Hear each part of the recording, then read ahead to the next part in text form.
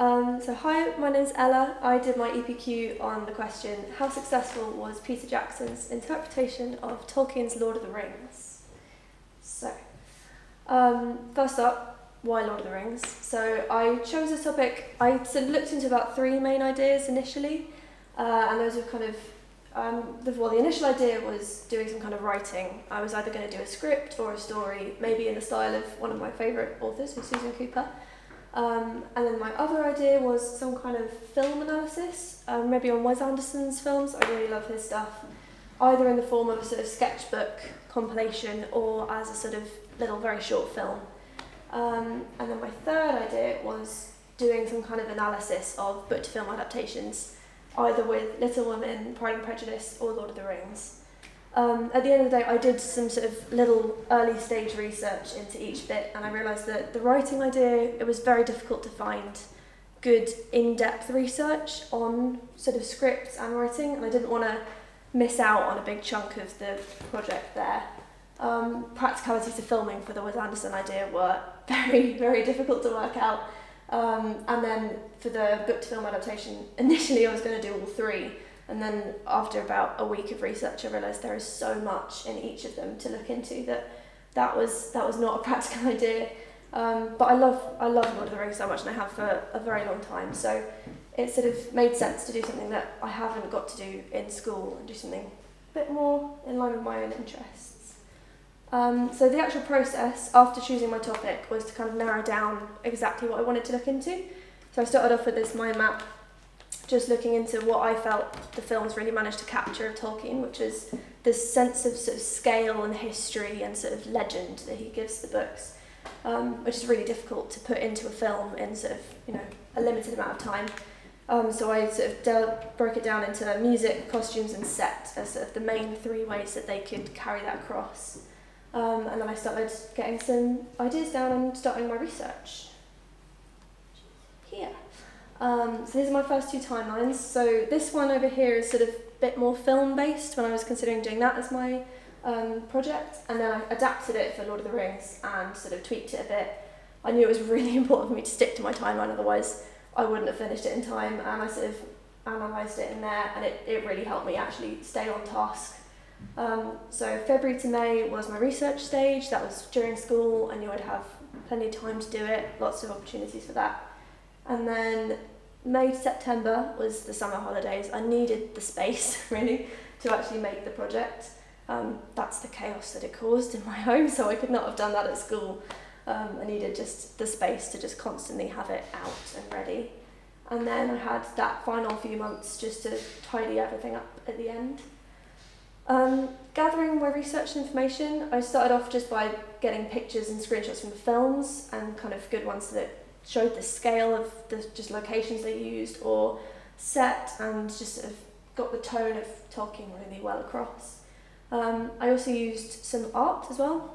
So this is John Howe and Alan Lee, who both illustrated their own versions of Tolkien's books and then were recruited as concept artists on the film. So I think that's just like a perfect link between the books and the films. So that was had to go in. And then I also used Tolkien's own art, which was incredibly useful that he'd done all of that, and his sort of sense of history, which I think they really carried across very well in things like the Rohan set, which had a very sort of Saxon vibe to it.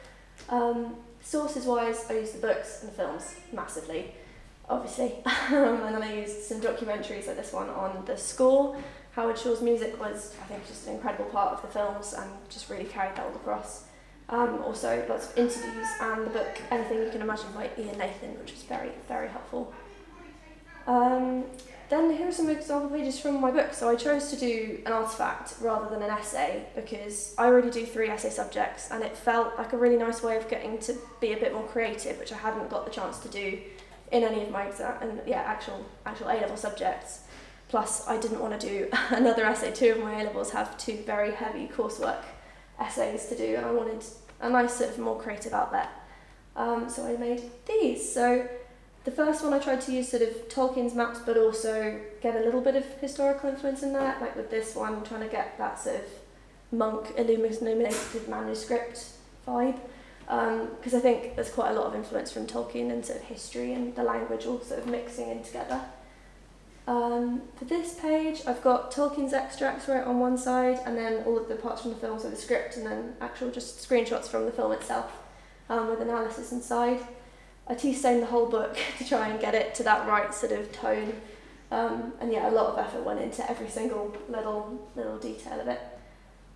This is a good example of just sort of me using the different aspects that the film used and sort of comparing it to the book, with sort of colours and then the sense of history and the costumes, but also the massive change that they made in the films with the better involvement for female characters, because there are not many in Lord of the Rings. It's a huge book, about 5, but I think they really bring out the characters a lot more, and I think that's a really positive change. So that was one element I really wanted to look into. I talked a bit about New Zealand used as a location, so I think it is always better if you can put actors actually on a mountain range rather than on a green screen or something. It just brings it to life so much better if they're actually in the landscape. Just really mirrors a lot of his descriptions that Tolkien did from the books. And then we have some stuff about music as well. Tolkien wrote so many songs in all of his books. I think if you included them, it would be a musical, which isn't quite the tone of the books, to be fair. But yeah, I really wanted to include that. And also Shaw's score, which was really nice to be able to actually pick it apart a bit and talk about different instruments they used and just the amount of emotion that they managed to convey and different themes. And then again, it's sort of Saxon historical influences, a big part of Tolkien, I think, is his sort of idea of making a sort of myth for the UK, and that kind of sense of legend that he brings in, I think, is really reflected in Edoras and Rohan as a whole. And the difference between that and Gondor and the sort of the colour scheme shift that they do, so you get that immediate sense that this is a very different place without having to have 10 pages of history, which you get in the book. And I did some stuff about Tolkien's own experiences and how that massively impacted his writing, so a little bit more of a kind of literary side of it rather than the film side so much. So pictures from the First World War, again, Alan Lee's illustration there, and then the final outcome of the film, very similar. And then a little bit more of an analysis-heavy page, because it's not all decorated, but there's a little bit more analysis in there.